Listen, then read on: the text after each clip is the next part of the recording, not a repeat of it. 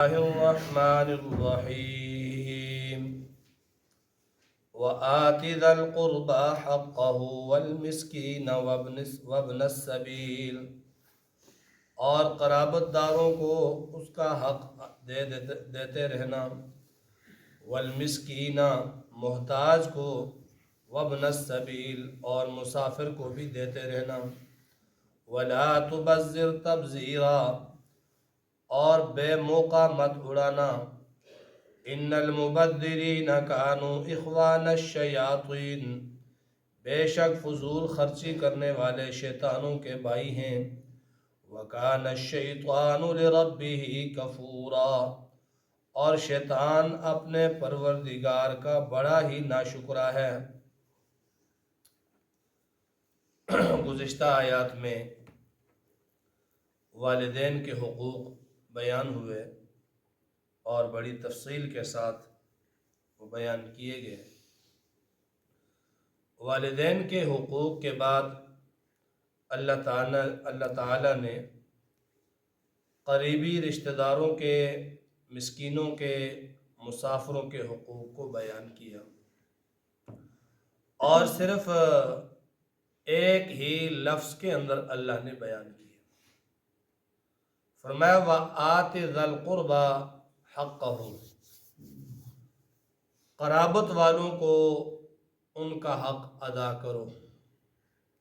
جملے پر آپ غور کریں، وآت ذا القربى حقہ، قرابت والوں کو، رشتہ داروں کو ان کا حق ادا کرو۔ یہ نہیں ہے کہ اپنا حق رشتہ داروں کو دو یا اپنے حق میں سے رشتہ داروں کو دو، بلکہ فرمایا وآت ذا القربى حقہ، رشتہ داروں کو ان کا حق ادا کرو۔ یعنی ہمارے پاس جو اموال ہیں، ہمارے پاس جو دولت ہے، اس کے اندر رشتہ داروں کا حق ہے۔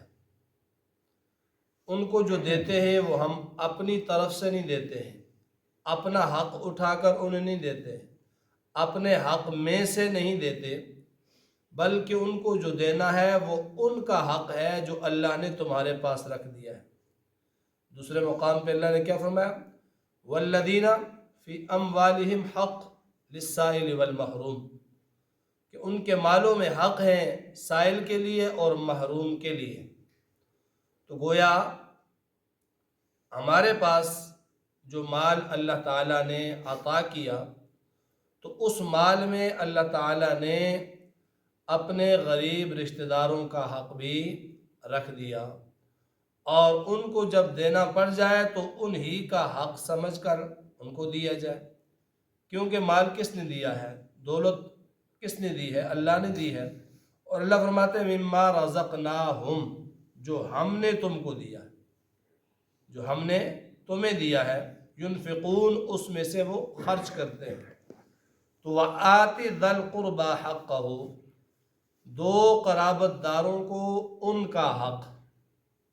تو معلوم ہوا زکوٰۃ، عشر، فطرانے وغیرہ کے علاوہ بھی رشتہ داروں کے کچھ حقوق ہیں جو ہمارے پاس ہیں، اور وہ کیا ہیں؟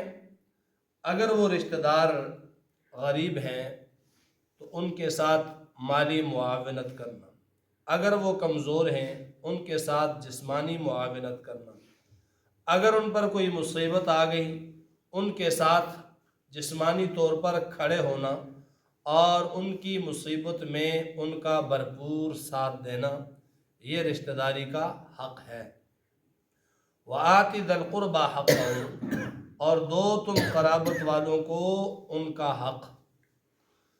اگر وہ غریب ہیں، اگر وہ مستحق زکوٰۃ ہیں، اگر وہ ایسے محتاج ہیں کہ ان کو آپ کی معاونت کی ضرورت ہے، تو آپ کا سب سے پہلا حق جو ہے وہ رشتہ دار ہیں کہ ان کو جو ہے وہ ان کی ضروریات کو پورا کرو۔ ان کو مالی تعاون چاہیے، ان کے ساتھ مالی تعاون کرو، ان کو جانی تعاون چاہیے، ان کے ساتھ جانی تعاون کرو، کیونکہ قرابت کے لوگوں میں خرچ کرنے پر دو ثواب ملتے ہیں۔ باقی آپ کہیں بھی خرچ کرتے ہیں ثواب تو ملتا ہے، لیکن ایک ملتا ہے، اور قرابت کے لوگ جو ہیں ان میں خرچ کرنے سے 2 ثواب ملتے ہیں۔ ایک تو وہ جو صدقہ آپ نے کیا صدقے کا ثواب ہے، اور دوسرا ثواب رشتہ داری کا حق ادا کرنے کا، تو یہ 2 ثواب مل گئے۔ تو وَآتِ ذَا الْقُرْبَى حَقَّهُ، اپنے قریبی لوگوں کو ان کا حق ادا کرو، اپنے قریبی لوگوں کا حق ادا کرو۔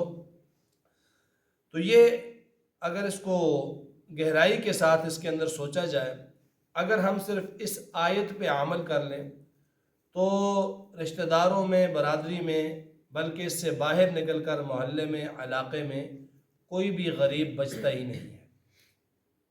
خلفائے راشدین کا زمانہ، اس سے پہلے کا آپ نے دیکھا مکی دور، مدنی دور، ہجرت کر کے مکہ سے مدینہ صحابہ کرام چلے گئے، سب کچھ چھوڑ چھاڑ کے گئے، لیکن صحابہ کرام نے ایک دوسرے کے حق کو پہچانا تھا، اور خلفائے راشدین کے دور میں ایسا زمانہ آ گیا کہ کسی کو صدقہ دینے کے لیے اسے تلاش کرنا پڑتا تھا کہ صدقہ کس کو دیں۔ اور وہ ایسا کیوں ممکن ہوا؟ ایسا اس لیے ممکن ہوا کہ جو غریب تھے ان کے ساتھ مالدار صحابہ کرام تعاون کرتے تھے، اور اتنا تعاون کرتے تھے کہ ان کو پیروں پہ کھڑا کر دیا، اور پھر وہاں مدینے میں کوئی غریب بچہ ہی نہیں ہے، زکوٰۃ دینے کے لیے، صدقہ دینے کے لیے تلاش کرنا پڑتا تھا۔ چنانچہ ایک حدیث بھی آتی ہے بخاری شریف میں غالباً، کہ ایک شخص رات کو گیا صدقہ دینے کے لیے، اور صدقہ دینے میں حکم کیا ہے؟ مخفی طریقے سے ہو۔ تو وہ گیا رات کو زکوٰۃ اور صدقہ دینے کے لیے، دے کے رات کو اندھیرے میں آ گیا، صبح پتہ چلا کسی چور کو صدقہ دے دیا، اور جب پتہ چلا دوسرے دن پھر نکلا، پھر صدقہ دینے کے لیے اس نے صدقہ دیا، واپس آیا، صبح کو اجالے میں پتہ چلا کہ کوئی امیر آدمی اس کو دے کے آ گیا، پھر صدقہ دینے کے لیے نکلا، رات کے اندھیرے میں صدقہ دے کے واپس آیا، پتہ چلا کسی زانیہ اور بدکارہ کو دے آیا۔ کہنے لگا یہ کیا ہو گیا کہ میرا مال کوئی حرام کا تو نہیں ہے، کہ 3 دن صدقہ دینے کے لیے لگاتار نکلا، اور تینوں دن ایسے میرے ساتھ ہو گیا۔ تو فرمایا اس میں بھی اللہ تعالیٰ کی بڑی حکمت تھی۔ چور کو دیا تو چور یہ سوچنے پر مجبور ہو گیا کہ جب اللہ ایسے ہی دے سکتا ہے تو چوری کرنے کا کیا فائدہ، اس نے چوری چھوڑ دی۔ مالدار کو دیا، وہ کنجوس تھا، اپنے مال میں سے کچھ بھی خرچ نہیں کرتا تھا، اس نے دیا، اس نے لیا، اس کے ذہن میں آیا یار ایسے لوگ بھی ہیں کہ جو رات کو بغیر بتائے، بغیر اپنی شکل دکھلائے بھی دے جاتے ہیں، میرے پاس بھی تو بڑا ہے، اس نے بھی دینا شروع کر دیا۔ اور بدکارہ کو دیا تو اس نے بھی سوچا، اس نے بدکاری چھوڑ دی۔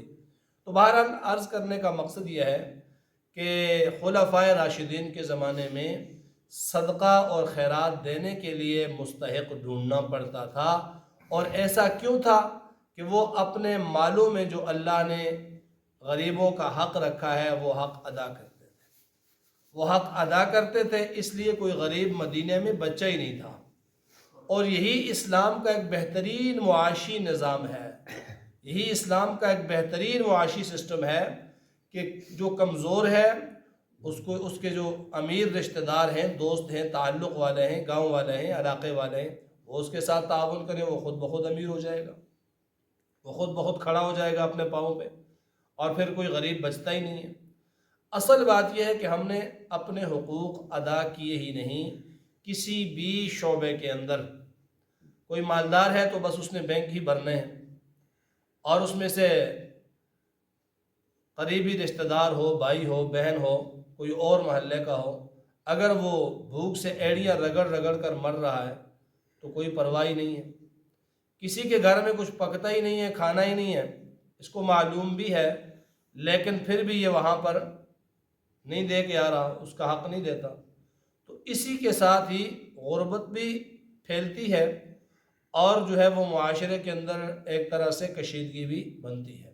حکم ہے وَآتِ ذِی الْقُرْبَى حَقَّهُ، حقدار کو، رشتہ دار کو اس کا حق ادا کرو۔ اور آگے والمسکین، رشتہ دار کے بعد دوسرا حق مسکین۔ مسکین اور فقیر 2 لفظ ہیں، ہم معنی ہیں، تھوڑا سا فرق ہے۔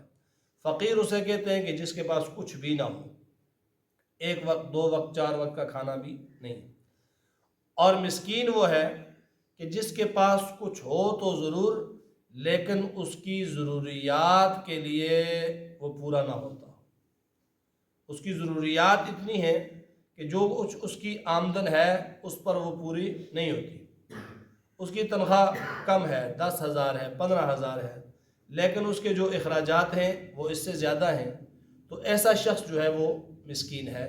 تو فرمایا کہ مسکین کو بھی اس کا حق ادا کرو، یعنی تمہارے مالوں میں اس مسکین کا بھی حق ہے، اس کے ساتھ مالی معاونت کرو، اور جو ہے وہ اس کے ساتھ